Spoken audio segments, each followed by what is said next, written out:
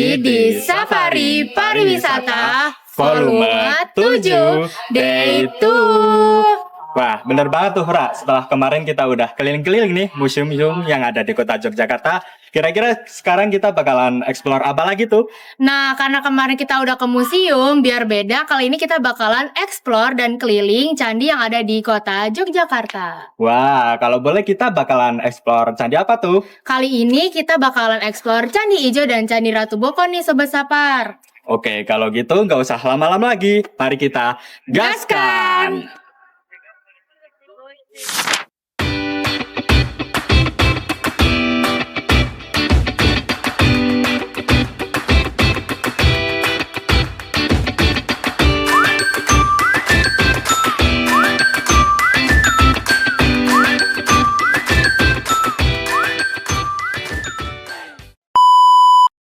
Halo Sobat Sapar, jadi setelah tadi kita keliling-keliling di Candi Ratu Boko, sekarang kita bakal tanya-tanya ke narasumber terkait Candi Ratu Boko itu sendiri. Jadi, Bapak mungkin bisa perkenalan dulu. Saya Amira dan ini... Saya Ardan. Ya, mungkin Bapak Saya Adi dari BPK Wilayah 10. Saya Sutarno dari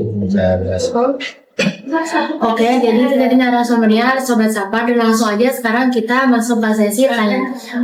Jadi Pak, yang pertama saya mau nanya terkait latar belakang Candi Ratu Boko sendiri itu mungkin mesti dijelaskan terlebih dahulu.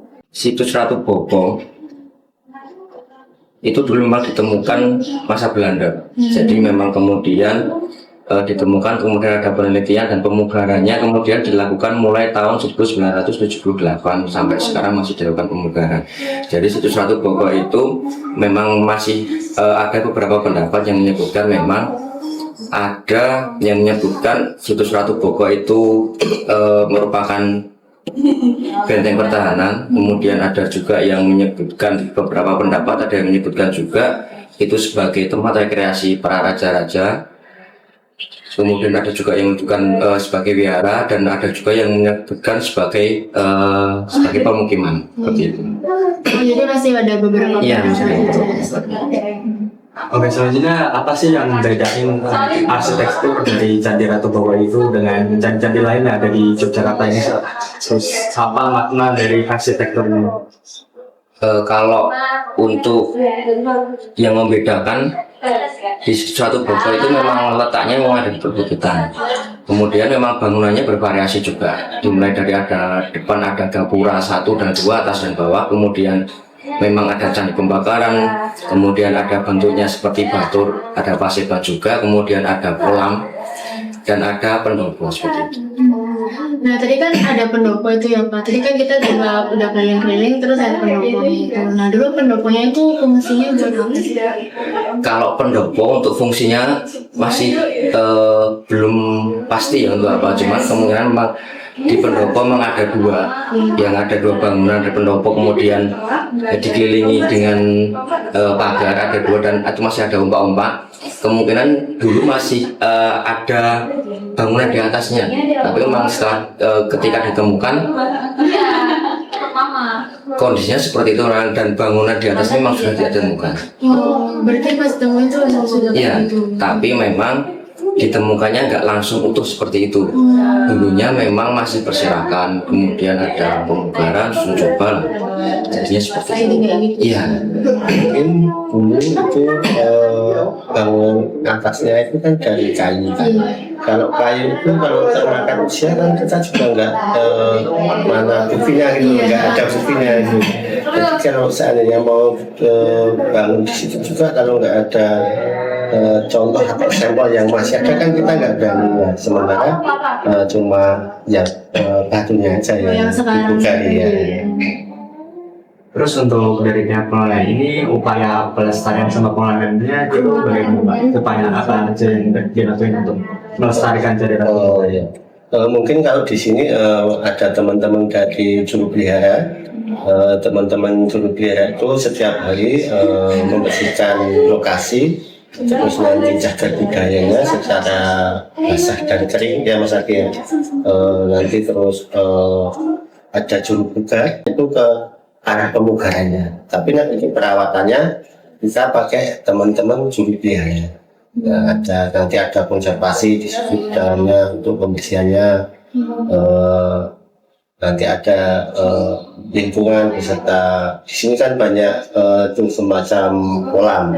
Kalau kolam itu kan kita nggak bisa turun, ada airnya, itu mungkin cuma atasnya aja. Ya. Nah, untuk kedepannya kira-kira dari pihak pengelola ini ada rencana apa Pak untuk pengembangan dari Candi Ratu Boko? Jadi memang kalau untuk Ratu Boko, untuk pengembangannya kita lebih ke untuk pemugaran cagar budayanya, karena memang struktur maupun bangunan di situs Ratu Boko itu masih banyak. Karena memang untuk situs Ratu Boko memang terdiri dari kebanyakan struktur, cuman memang seperti talu-talu dan pagar itu memang masih banyak. Jadi memang kita juga masih rutin setiap tahun kita ada studi juga untuk pemugarannya. Jadi memang untuk BPK wilayah 10 dan situs Ratu Boko rencananya memang lebih ke untuk pelestariannya, untuk ke pemugarannya seperti itu. Mungkin pertanyaan dari kami cukup dari situ dulu ya Kak. Kami kayak mengucapkan terima kasih atas kesempatannya. Oke, sekian dari kami Sobat Sapa untuk wawancara dari narasumber Candi Ratu Boko ini. See you di destinasi selanjutnya.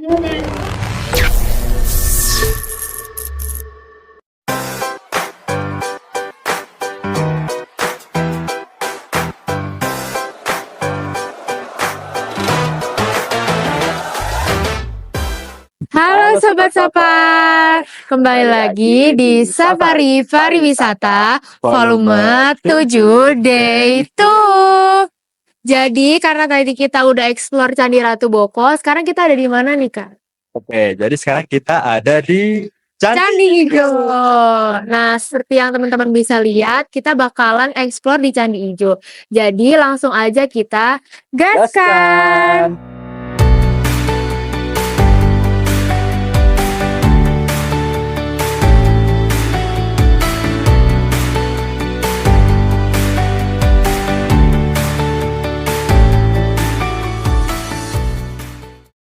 Halo Sobat Sapar, nah sekarang kita lagi ada di Candi Ijo bersama dengan seorang narasumber yang akan kami wawancarai.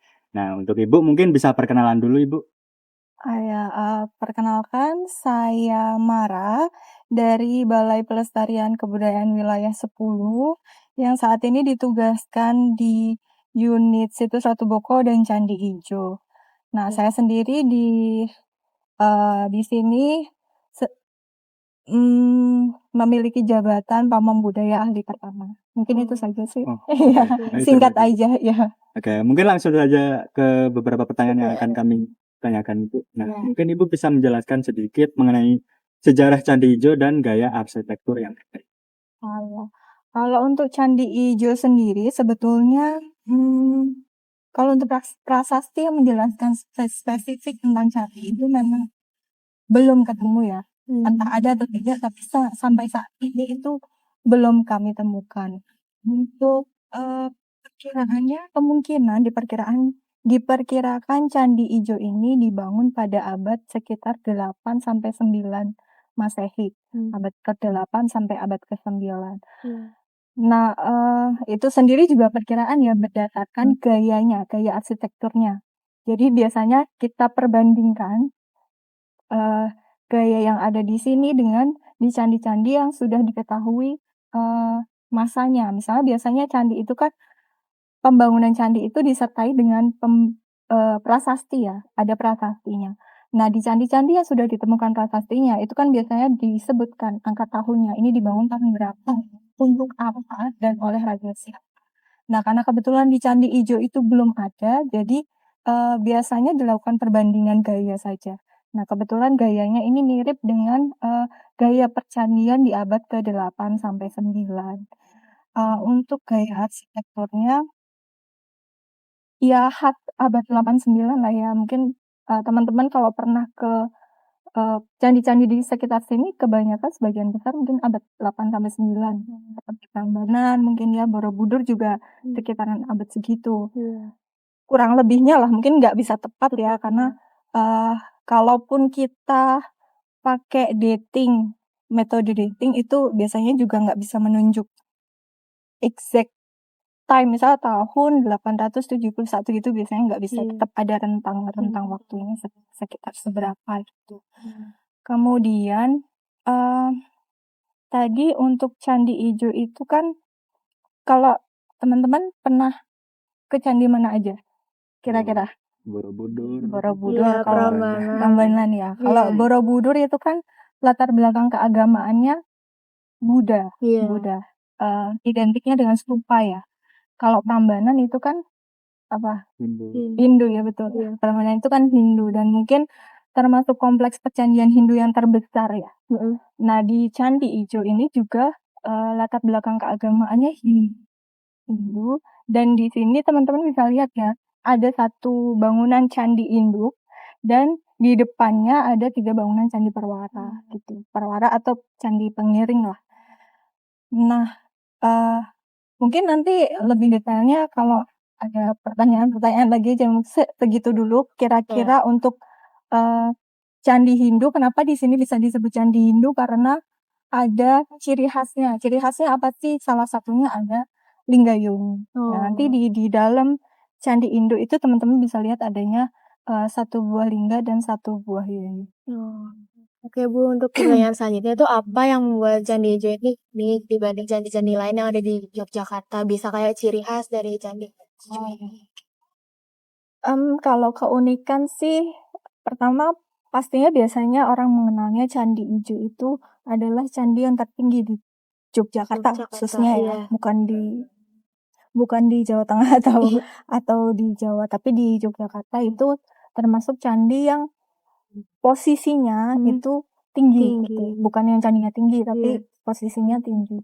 Kemudian yang kedua, keunikannya lagi adalah seperti yang tadi sudah saya singgung ya, di Candi Ijo ini kan berteras-teras. Nah, kondisi yang berteras-teras ini sampai dengan saat ini kami belum bisa menemukan benang merahnya lah istilahnya, kompleks Candi Induk, kemudian di bawah kan ada kompleks percandian lagi. Sedangkan kalau kita lihat dari gayanya itu kok sepertinya berbeda gitu. Kemungkinan ya, ini belum bisa dipastikan, kemungkinan dibangunnya tidak semasa. Nah, tapi itu juga masih menjadi tanda tanya ya bagi kita, belum belum ada bukti yang secara ilmiah bisa dipertanggungjawabkan. Cuman kita lihat secara visual kok sepertinya gayanya berbeda, terus kok sepertinya material penyusunnya pun berbeda. Di sini nenek moyang kita menggunakan batu andesit, tapi di bawah kenapa mayoritas menggunakan batu? Nah, itu menurut saya juga menjadi satu keunikan sendiri ya. Karena kalau kita lihat Candi Prambanan kan ya ada candi, kemudian ada dikelilingi banyak perwara dengan halaman-halamannya konsentris kan, yang paling kan ya di tengah, kemudian semakin keluar mungkin semakin tidak sesuci yang di tengah. Sedangkan di Candi Ijo ini kan linear dan berteras-teras. Tapi untuk korelasinya sampai sekarang kita belum bisa menemukan benang merahnya gitu. Untuk apa sih bangunan yang di bawah-bawah itu sebenarnya? Mungkin kalau yang di Candi Induk ini kita sudah bisa mengatakan kalau di sini untuk ritual pemujaan, karena memang secara yang ada ya dilihat untuk ritual. Tapi kalau untuk yang di bawah-bawah itu kita masih belum tahu apakah untuk ada fungsi lain, misalnya untuk Kadewa Guruan atau dulunya untuk sebagai pusat pembelajaran atau untuk apa. Sekarang kita belum menemukan jawabannya. Oke, untuk selanjutnya itu mengenai pengalaman wisatawan, Bu. Jadi pengunjung itu biasanya di sini itu kegiatannya baik dalam konteks budaya dan sejarah. Kalau pengunjung sih selama ini ya rata-rata kebanyakan mayoritas aktivitasnya cuma di sini ya, di sekitaran candi. Jarang sekali yang kemudian mau turun dan mengeksplor di bawah, padahal seperti yang saya katakan tadi di bawah itu banyak sekali yang menarik. Mungkin relief-reliefnya juga di sini kan nggak ada ya relief binatang. Ada pun Iya. paling cuma kala ya, Iya. itu kala, makara. Tapi di bawah itu ada relief gajahnya, ada relief yang bentuknya manusia itu ada gitu. Tapi pengunjung hanya fokus ke sini aja. Ya mungkin karena yang di sini ya secara visual sudah terlihat jadi dan bagus ya. Mungkin juga sekalian landscape-nya, oh bagus bisa lihat pemandangan yang luas gitu ya. Sedangkan yang di bawah masih belum dieksplor. Mungkin karena juga belum ada apa ya, penataan yang karena masih dalam pengembangan ya, belum ada penataan yang cukup untuk akses pengunjung ke sana. Ya kebanyakan sih cuma datang ke sini ya melihat-lihat sekitaran candi, berfoto-foto. Iya. Kebanyakan wisatawan sekarang kan lebih ke situ ya Iya. mungkin ya. Jadi kalau untuk aktivitas yang gimana-gimana kayaknya belum sih. Oke, mungkin cukup sekian Ibu pertanyaan dari kami. Iya. Oke, Sobat Sapar, jadi sekian dulu wawancara dengan narasumber kita kali ini. Sampai jumpa di Safari Pariwisata yang selanjutnya. Dadah!